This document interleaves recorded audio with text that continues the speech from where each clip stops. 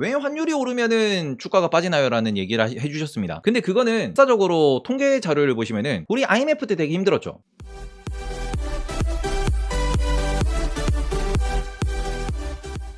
네이버보다 재미있는 테이버. 2008년 금융위기라고 많이들 기억을 하실 거예요. 리만 브라더스라고 있습니다. 그리고 코로나 때도 있죠. 이럴 때마다 주가가 쭉 빠지고요.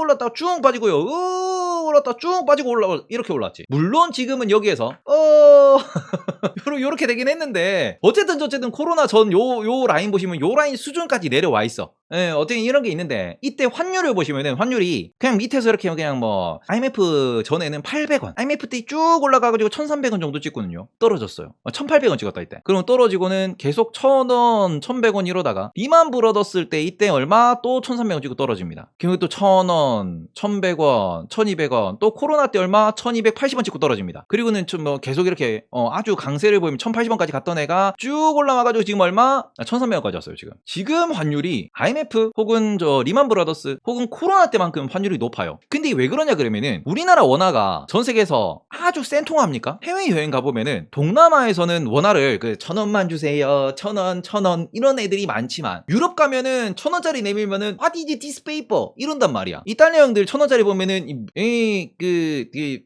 뭐 이런단 말이야. 뭔 소리냐 그러면은 원화가 기축통화가 아니고요. 전 세계 사람들이 다 아는 통화가 아닙니다. 그럼 그런 상황에서 전 세계에서 제일 많이 쓰는 돈은 달러고요. 다음으로 많이 쓰는 돈 믿기지 않겠지만 위안화입니다. 아니면 중국 애들이 많이 쓰니까 그리고 많이 쓰는 돈 유로화, 그리고 네나, 아니면 스위스 프랑, 아니면은 또 뭐 저 영국의 파운드화 이런 것들이 많이 쓰여요. 아니면 캐나다 달러, 그 정도까지는 많이 쓰여요. 근데 걔네들을 보고 우리는 뭐라 그러느냐? 기축통화 혹은 글로벌 통화라고 부를 수 있는 거고요. 우리나라 원화 같은 경우에는 동남아 정도에서만 사용이 되는 돈이다 보니까 메인이냐 1군이냐 아니지. 여기는 100만 유튜버, 1000만 유튜버 수준이고 여기는 얼마? 테이버 채널만큼 3만 유튜버다. 아는 놈만 아는 채널, 아는 놈만 쓰는 그런 돈이다. 그러다 보니까 이런 관점 에서 위험하면 어디로 갑니까? 위험하면 일로 와요. 그래서 우리는 엔화를 보고 안전자산이라 그러고요. 아무리 위험해도 유로화는 잘 안 흔들리는데 유로화는 그래도 지금 흔들리고 있죠.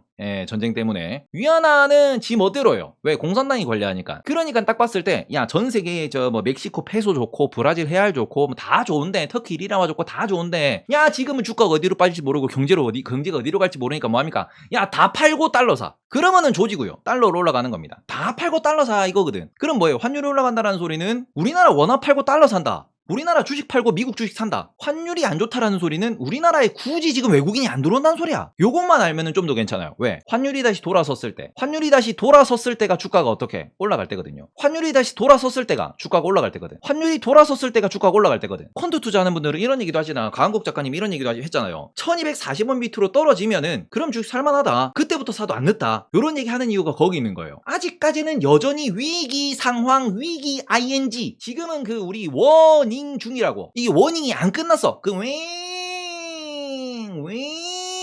하고 있는 중이라고요. 사이렌이 끝나야 어떻게 보면은 다시 돌아갑시다 이러는데 여전히 우리는 허리띠를 졸라매고 총 들고 으이씨 언제 오냐 이러고 있는 중이라고 지금. 그러니까 제가 저 얘기도 했죠. 지금 내가 미국 주식을 사고 싶은데 아니 달러가 너무 비싸, 환율이 너무 비싸 라고 부담되는 분들은 달러 인버스 사라니까. 왜? 돌아서서 적어도 1200원까지는 갈 거니까. 지난 IMF 이후로 달러가 어느 정도 수준을 움직였느냐, 저점이 한 1000원에서 1050원 정도 볼 수 있고요. 고점이 1180원 정도 보면 돼요. 근데 이건 저점이고 대충 1130원에서 1180원 이렇게 보시면 됩니다. 무슨 소리냐? 지금 1300원이면은 적어도 얼마? 10%는 간다는 거예요. 지금 달러 인버스 사시면은 10% 정도는 먹고 들어간다는 겁니다. 예금 적금보다 이게 낫긴 해요. 주식보다 이게 낫긴 하지. 왜? 주식은 달러 인버스가 달러 지수가 떨어지면은 주식이 올라가는 건 맞지만 누가 올라갈지 모르잖아. 달러는 무조건 얘는 떨어진다는 거니까. 그러니까 내가 정말로 올라가는 주식, 내가 주식 공부를 잘했다 그러면 주식을 사는 게 맞지. 근데 그건 모르고 나는 불안해. 그러면은 달러 인버스를 사는 것도 하나의 방법이다. 왜? 달러가 1350원 간다 칩시다. 그럼 삼성전자 4만전자 갑니다. 5만전자가 아니야. 그럼 4만전자 갈 거야. 왜? 진짜 한국 망한다고 생각을 하거든. 그런 관점에서도 달러 인버스 사는 게 그렇게 나쁘진 않아요. 하나의 투자 아이디어다 라고 보시면 되는 거고, 가장 뭐 지금 내가 그래서 주식 언제 사나요 할 때 제일 편안하게 볼 수 있는 거는 매일 아침 다른 뉴스 말고 환율 뉴스만 보시면서 1250원까지 안정화되었습니다. 그리고는 지금 여기서 플러스 외국인이 매수를 시작했습니다. 요런 얘기 딱 나오면은 그때 같이 따라 주식 사셔도 안 늦어요. 이건 안 늦어요.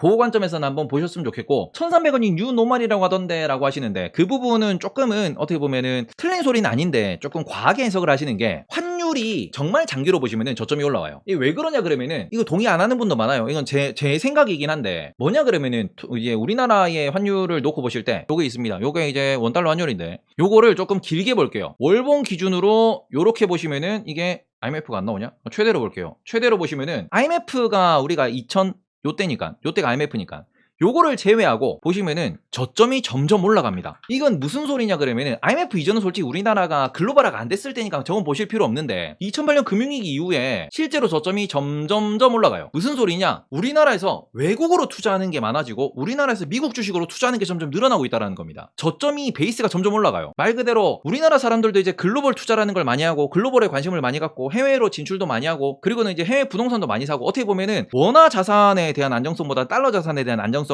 많이들 생각을 하고 있는 부분이고 글로벌화 되는 과정에서 점점 저점이 올라가는 건 맞습니다. 고점은 약간 기기적으로 막혀 있었지만 저점은 올라간다 무슨 소리냐? 이번에 저점까지 떨어졌을 때 어디까지 떨어지냐? 얘가 떨어져도 요 정도면은 많이 떨어져도 1100원 아니 1100원? 1100원 언더 찍으면은 혹은 1150원만 돼도 지금 달러로 바꾸겠다는 사람이 줄을 서고 있거든요. 근데 이런 관점에서는 떨어는 질 텐데 어떤 각으로 떨어지느냐? 요 전에 있던 요 각으로 떨어진다라는 거지. 요렇게 떨어질 거라는 거지. 달러 자체가. 그러니까 어떻게 보면은 우리나라에서도 지금 미국 투자를 많이 지금 하고 있잖아. 그러니까 많은 분들이 미국 투자에 대해서 관심도 갖고 있고 점점 더 늘어날 거잖아. 그럼 어떻게 돼요? 별로 안 떨어진다라는 겁니다. 1300원이 유노말이라는 거는 그건 조금 에바지. 하지만 분명히 전 저점으로 가기는 어려울 거다. 이거는 지난 10년간의 추세를 보더라도 그건 나와요. 그러니까 이런 부분에서는 달러로 바꾸려는 대기 자금이 상당히 많은 것도 사실이고 그러면은 이번에는 떨어져봤자 얼마? 아예 한 1200원부터 바꿀까? 1180원, 70원부터 바꿀까? 그런 관점으로 볼 수 있는 거니까 그러면은 대충 한 10% 정도? 그 정도는 달러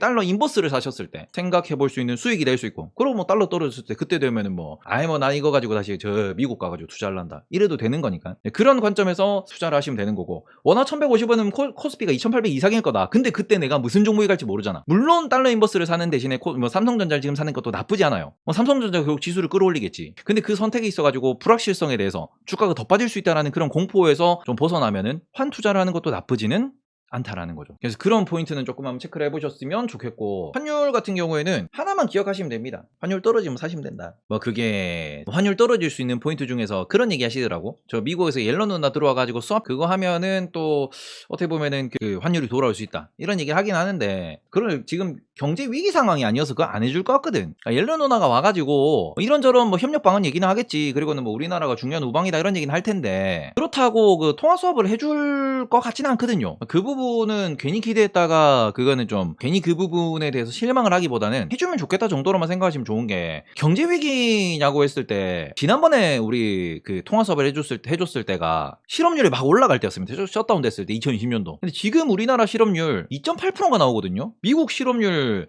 아마 금요일날 보고서가 나와야 알겠지만 4% 안 넘을 거예요. 그래서 그거를 보시면은 경제 위기는 아닙니다. 그냥 많은 분들이 이런 생각은 할 거예요. 지금 뭐 때문에 그러냐 그러면은 아니 지금 경기 상황을 놓고 봤을 때 아니 대출 금리가 올라가고 아니 뭐 이게 안 좋고 아니 수출입이 지금 손실을 입고 있고 어쩌고저쩌고 이런 얘기 하는데 이거는 경기 상황이 아니고 그 구조적인 문제죠. 이 구조적인 문제가 뭐냐 그러면은 여기에서 원자재 가격이 올랐어. 이거는 한국만의 문제는 아니죠. 전 세계 다 문제예요. 근데 원자재가 오르면서 이 부분에 있어가지고 실업률이 올라갈 거냐? 그건 아니지. 왜냐면은 원자재가 오르면서 지금은 구조적인 게 뭐냐, 이 가격이 상품 가격이 오르는데 반영되는 시간 요 한 가운데 있는 거잖아. 그리고는 기업들은 결국에는 돈을 벌기 위해서 이 부분에 있어서 인력 감축을 할 수도 있는 거고요, 아니면 신규 고용을 줄일 수도 있는 거고요, 아니면은 투자를 좀 연기할 수도 있는 거고요. 그리고는 물건 가격을 올리면서 대응을 하겠죠. 그럼 무슨 소리냐, 경기가 안 좋냐? 안 좋은 건 아니야. 막 당장 경기가 무너지고 그건 아니야. 지금은 돈이 말라가는 과정에서 경기가 무너질 것 같으면은 그럼 금리를 올리는 걸 멈추겠죠. 지금은 요거를 잡기 위해서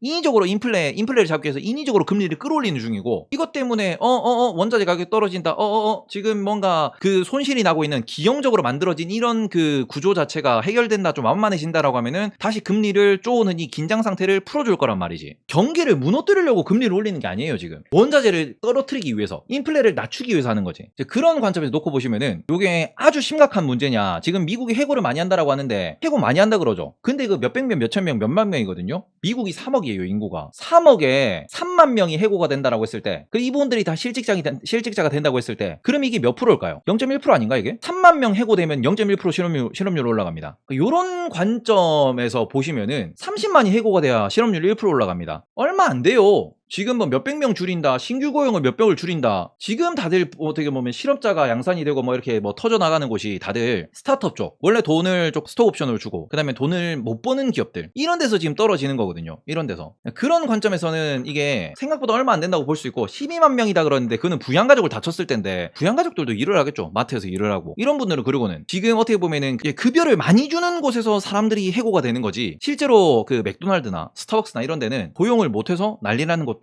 있긴 있거든요. 이게 어떻게 보면은 지금 좀 불균형한 거예요. 비대칭한 거예요. 이런 것에 대해서 균형을 맞춰 나가야 된다라는 건데, 지금 미국에서 그 노동시장도 이렇게 구분을 해보시면은 원래 고위 학력이고 어떻게 보면 고급 인력이 있죠. 고임금을 받는 개발자들, 이런 분들, 그리고는 중간에 있는 말 그대로 그 서비스직 중에서도 중간 서비스가 있고요. 그리고는 완전 밑에 있는 일반 서비스가 있어요. 근데 지금 미국에서 딱 코로나 터지고 난 뒤에 맞닥뜨리게 된 가장 위기 리스크가 뭐냐 그러면은, 이 동네가 비었지. 왜 비었는데? 여기는 이민자 계층이 하는 일이니까. 근데 여기가 비었잖아요. 그러니까 여기는 구직을 많이 하는데 여기는 실제로 미국인들이 안 가. 임금이 낮고 일이 힘드니까. 근데 이런 관점에서 지금 미국이 6월 말 부터는, 5월 말 6월부터는 이민자들을 받는 거를 조금씩 늘리고 있습니다. 그럼 이런 관점에서 다시 균형이 맞춰지겠지. 왜? 여기서 돈을 번 사람들이 소비를 하죠. 그럼 이쪽으로 또 돈이 가잖아. 지금은 이쪽 계층에서 그 뭐 돈을 많이 준다 그래도 일을 안 하니까 이 동네가 유지가 제대로 안 되는 건데, 이런 부분들이 다시 정상화가 되는 과정에서는 시간이 걸릴 수밖에 없는 거고, 이 부분은 우리가 너무 걱정은 할 필요가 없다라고 생각을 합니다. 왜냐면 이런 것들을 보면서 지금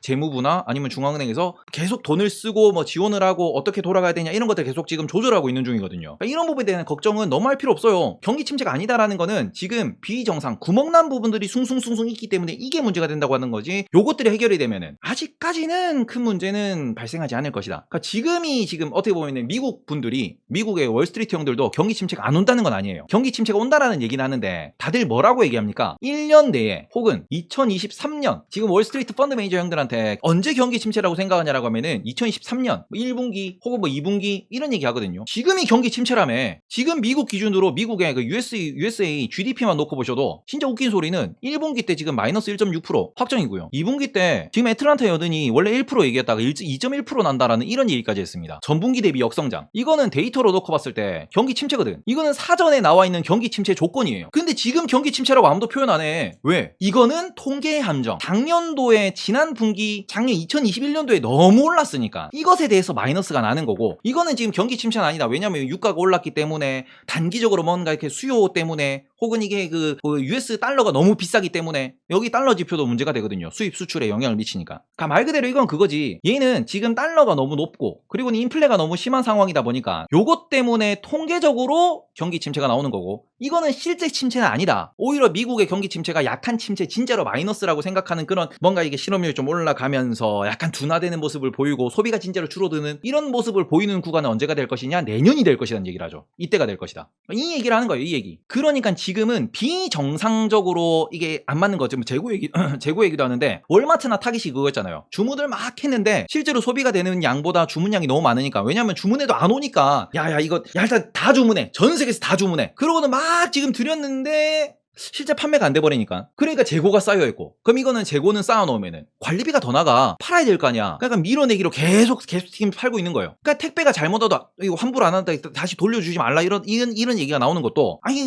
다시 안 받는다고, 반품 안 받는다고, 니 가지라고. 왜? 재고가 너무 많이 잘못 오더를 낸 게 있으니까. 그러면 이게 정상화가 돼야 새로 오더가 나올 거고, 그리고 이런 과정들이 다시 뭐 이민자도 받고 정상적으로 이제 코로나 이전으로 완전히 정상으로 돌아가려면 시간이 좀 걸리고, 그 과정에서 진짜로 나쁜 경기 침체, 소비가 줄어버리고 진짜로 뭔가 이게 영향을 좀 줄 만한 그런 경기 침체라고 볼 수 있는 그런 시그널은 언제 나올 거냐라고 했을 때, 그게 한 1년 정도, 1년 안에 한 50% 60% 확률로 경기 침체가 왔다 갈 거다, 이런 얘기를 하고 있으니까 지금은 경기 침체가 아니다라고 그렇게 조금 보셨으면 좋겠고, 이러나 저러나 우리가 지금 뭐 환율이 어떻게 될 거냐 뭐 이런저런 얘기하는데, 미국에서도 계속 그 얘기예요. 지금 오히려 달러가 너무 비싸다 보니까 오히려 미국의 악영향, 이런 얘기를 하는 거죠. 근데 달러가 비싼 이유는 말 그대로 불안해서거든요. 이게 불안하니까 미국이 달러만 찾으니까 달러가 올라가 있는 거잖아. 불안이 해소가 돼야지. 그래야 원화로도 돌아올 거고, 그래야 뭔가 이게 전 세계로도 돈이 다시 돌 거고. 지금 투자금은 돈이 엄청나게 많이 풀려 있는데 투자금이 다 어디로 몰려 있어요? 미국 채권에 몰려 있습니다. 달러 이자나 받을래? 주식 모르겠고 배당 모르겠고 성장 모르겠고 달러 채권 달러 이자나 받을래? 이쪽으로 돈이 막 몰려 있는데, 요게 지금 좀 풀리고는 이 돈들이 다른 데 또 퍼져야지.